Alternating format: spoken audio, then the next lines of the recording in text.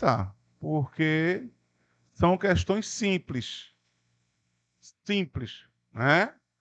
Se você prestar mais atenção no processo, tal, o comando da questão, não tem por que não gabaritar. São questões simples, simples, simples. Por exemplo, essa primeira questão fala da administração de Maurício de Nassau. Vamos conversar. Maurício Nassau faz parte do domínio holandês. Só que eu vou botar aqui, ó, domínio holandês em Pernambuco. 1630, 1654. Sim ou não? O domínio holandês em Pernambuco chegou a durar o quê? 24 anos. Esses 24 anos eu separei para vocês, esquematizei em 3 fases. Sim?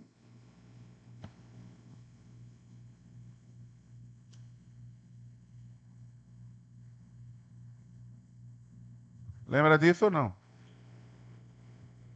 Primeira fase, não tem nada de Salvador aqui não. Salvador foi 1624. As fases vamos ver, que se vocês lembram.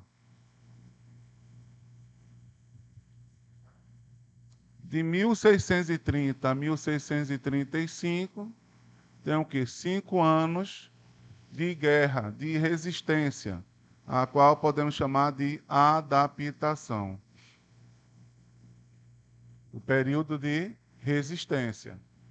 A 37 a 44, Nassauviano, ou a famosa administração de Maurício Nassau.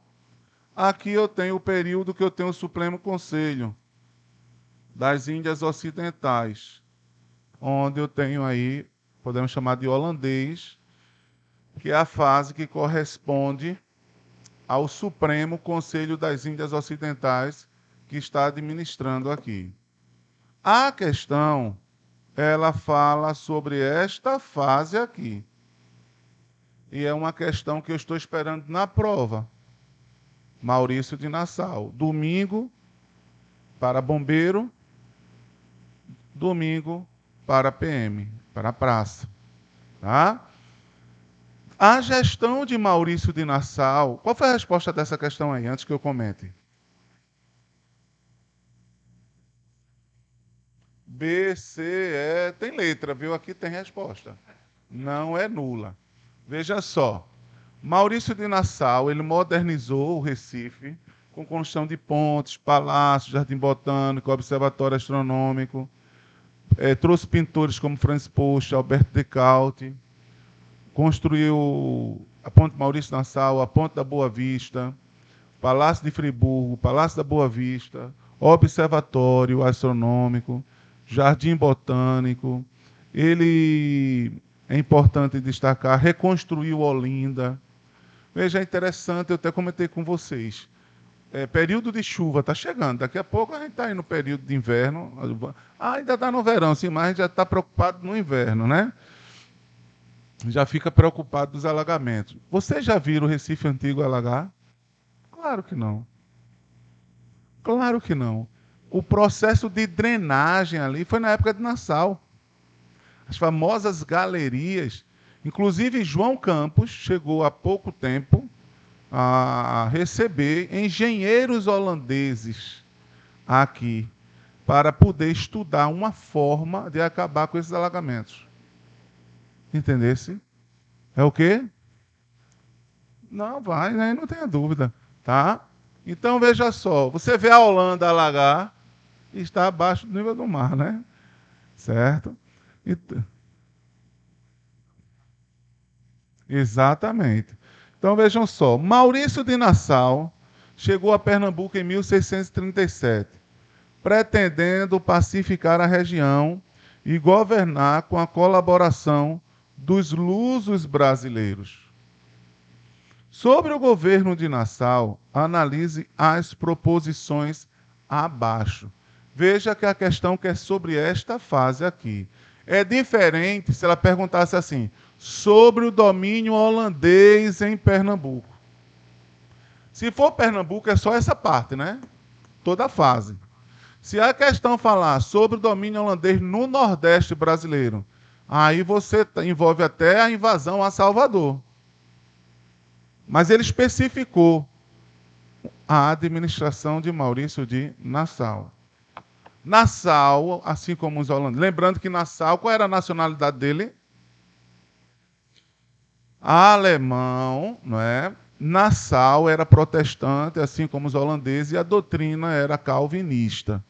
Mesmo sendo protestante, ele promoveu a tolerância religiosa. A exemplo, a construção da primeira sinagoga das Américas, na antiga Rua dos Judeus, hoje Rua do Bom Jesus. Muito bem. Fundou no interior da capitania o Arraial do Bom Jesus, para concentrar a resistência holandesa e, usando a tática de guerrilha, minar a resistência dos pernambucanos. Quem fundou? Não. Matias de Albuquerque. Quem fundou o Arraial do Bom Jesus foi o governador de Pernambuco, Matias de Albuquerque. Então, o Arraial é o foco de resistência, né, liderado por Matias de Albuquerque. Tem ficha aqui, delegado. Certo? Então, não foi primeiro que ele diz, ó, que foi fundado por Nassau. Não.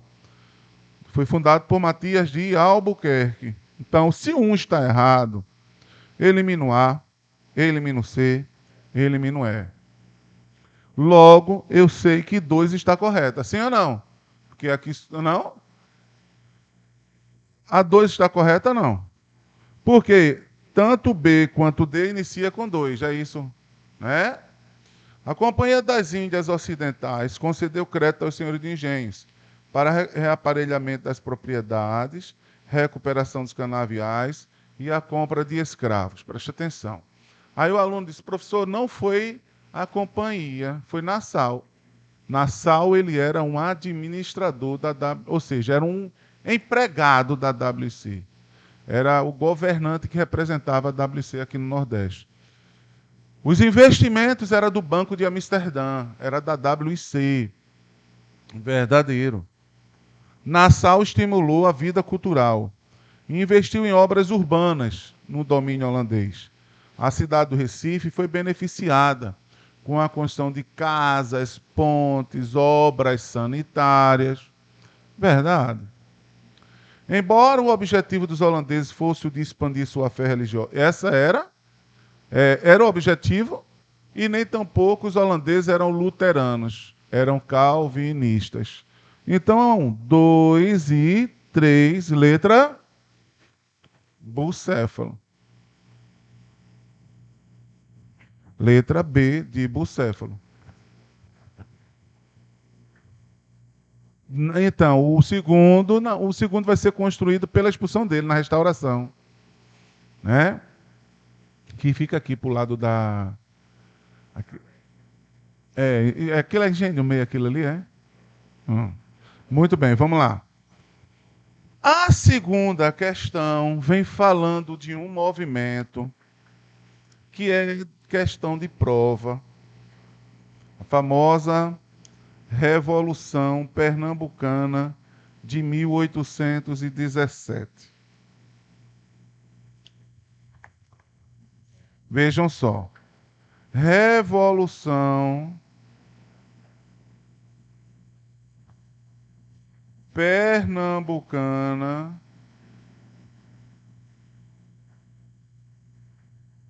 de 1817. Eu posso chamar também como, pessoal, insurreição pernambucana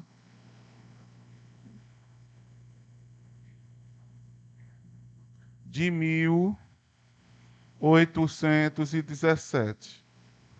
Ou, qual é o outro nome? ou Revolução dos Padres?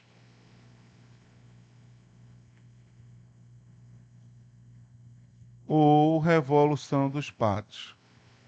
Muito bem. Quais as características deste movimento, que inclusive é comemorado no estado de Pernambuco, não é isso, pessoal? Sendo feriado o 6 de março, data magna do estado de Pernambuco. Quem sabe ela pode até trazer esse feriado, né? Quem sabe? Quais são as características? As características, vejam, as características deste movimento. Primeiro, liberal, separatista,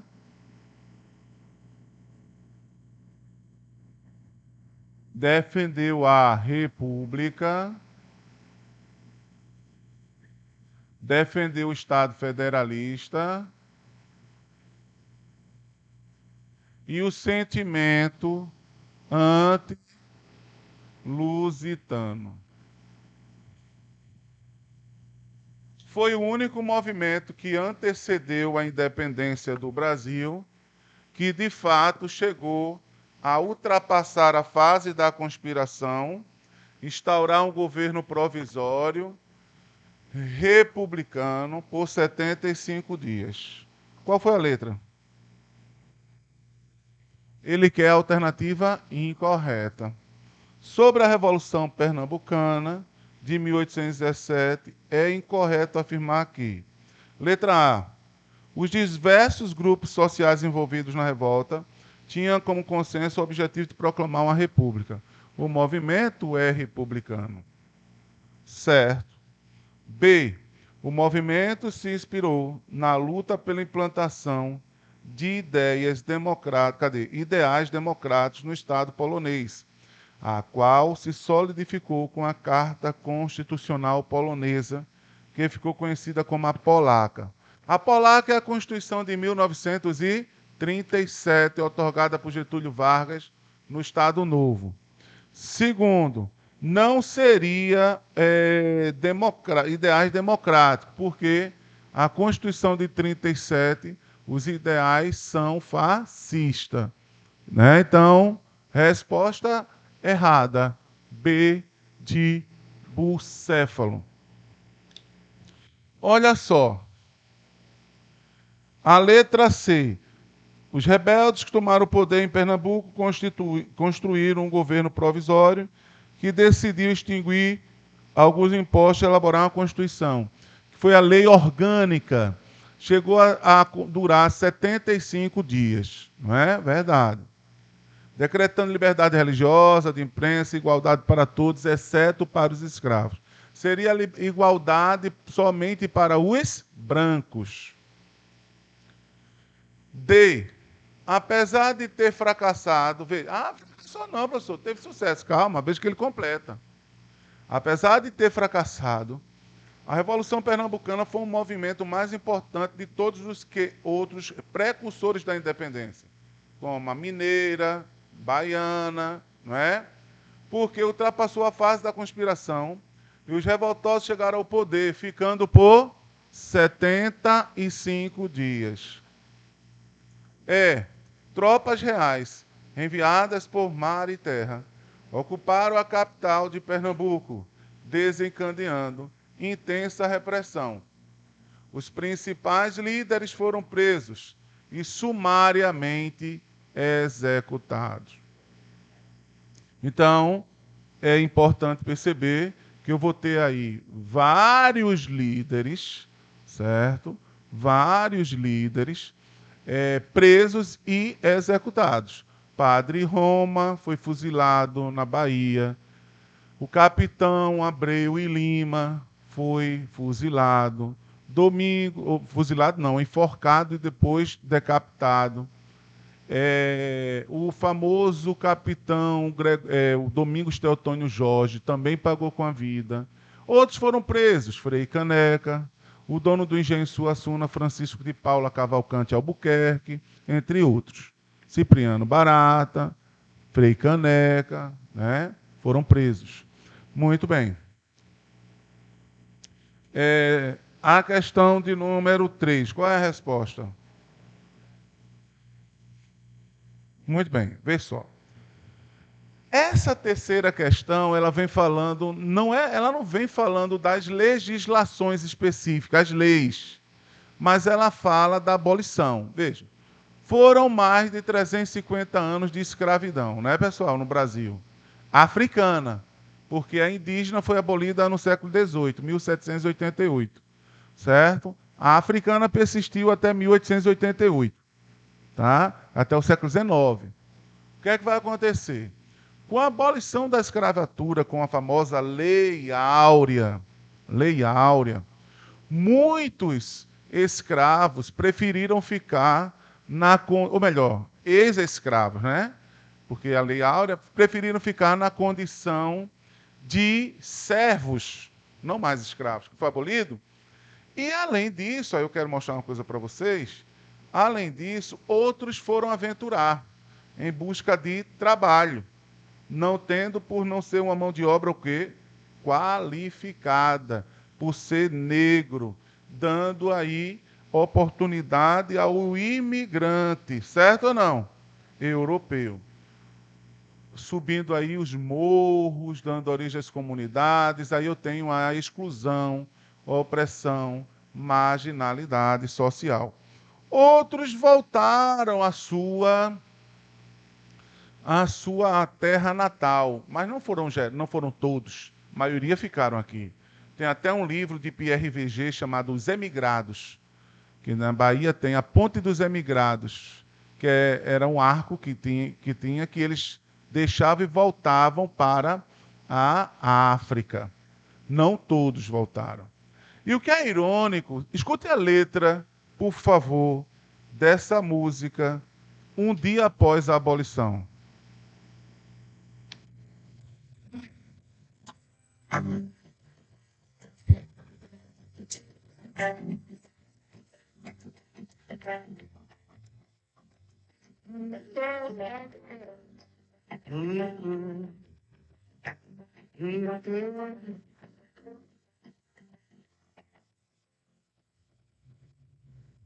No dia 14 de maio eu saí por aí. Não tinha trabalho, nem casa, nem pra onde ir. Levando a senzala nova, subi a favela. Pensando em um dia descer, mas eu nunca desci. Zanzei zonzo em todas as zonas da grande rua. Um dia com fome, difícil. Sem nome, nem identidade, sem fome. O mundo me olhava bem.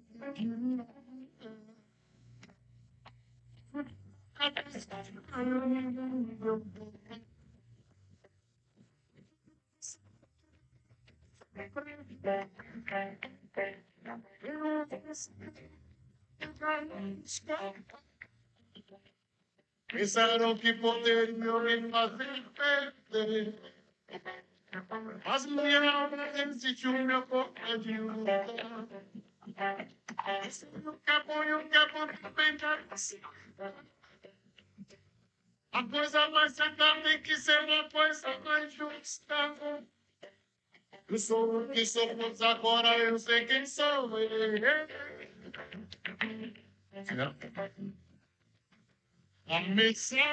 Muito bem, vê só. Essa letra, com certeza, vocês nunca ouviram. Tenho certeza disso. Lázaro Matumbi, né? 14 de maio.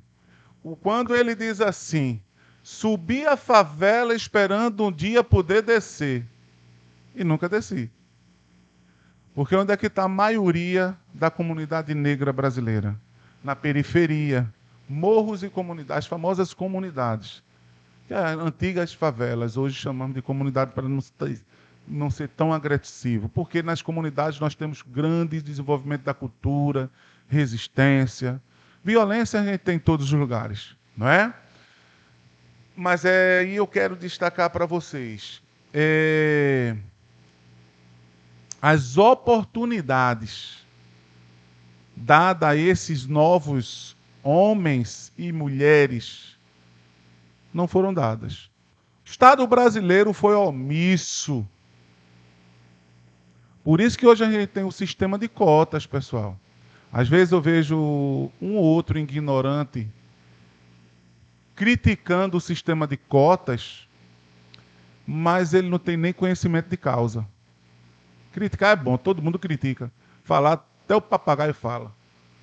Né?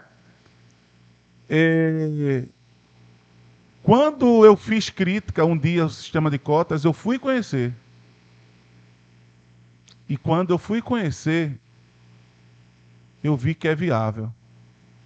Porque o sistema de cotas é uma ação afirmativa que busca mitigar a desigualdade, a opressão, que a história nos mostra dentro destas comunidades, não é?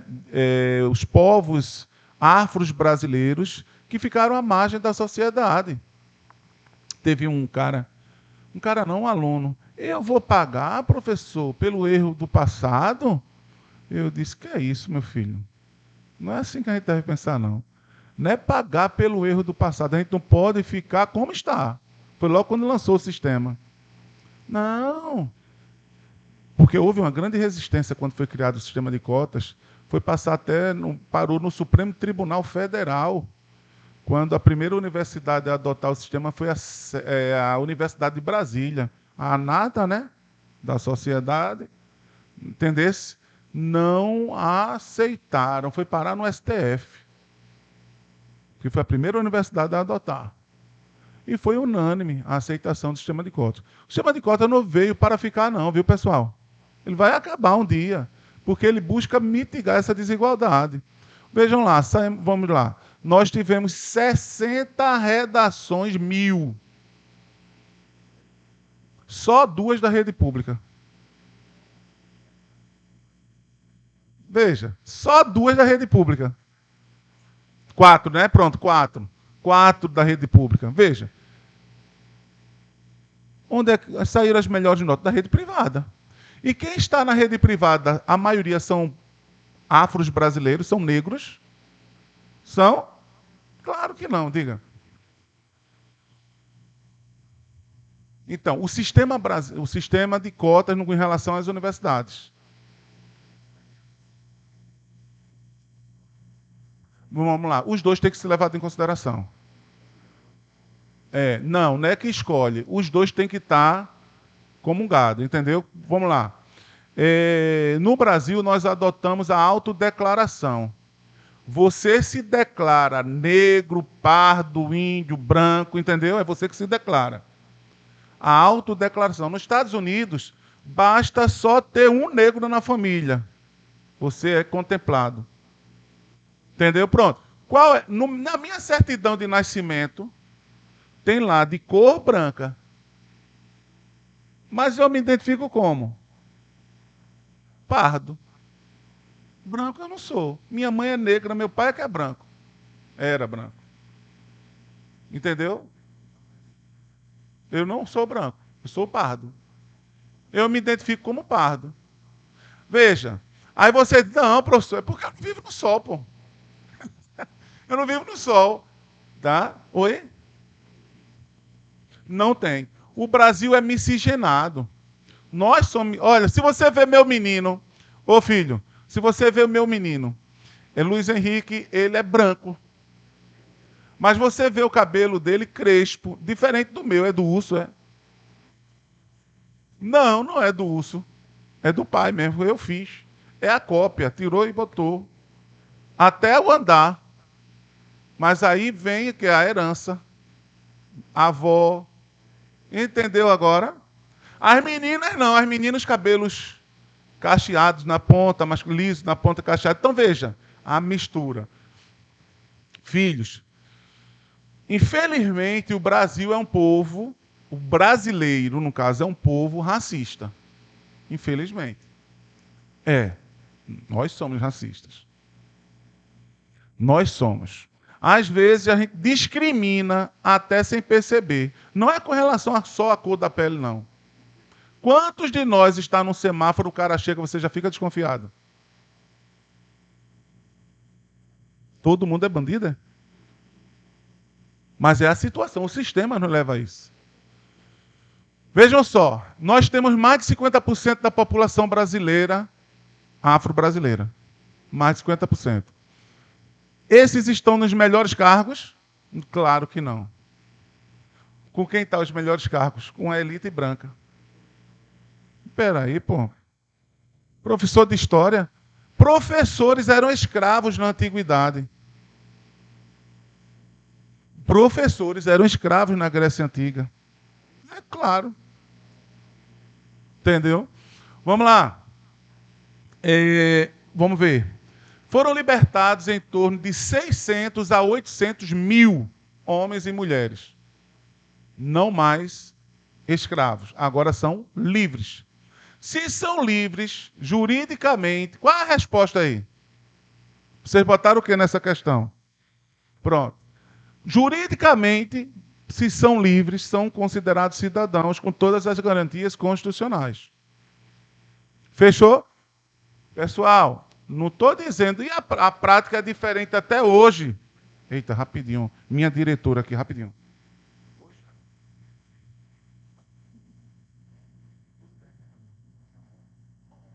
Claro, você nunca incomoda.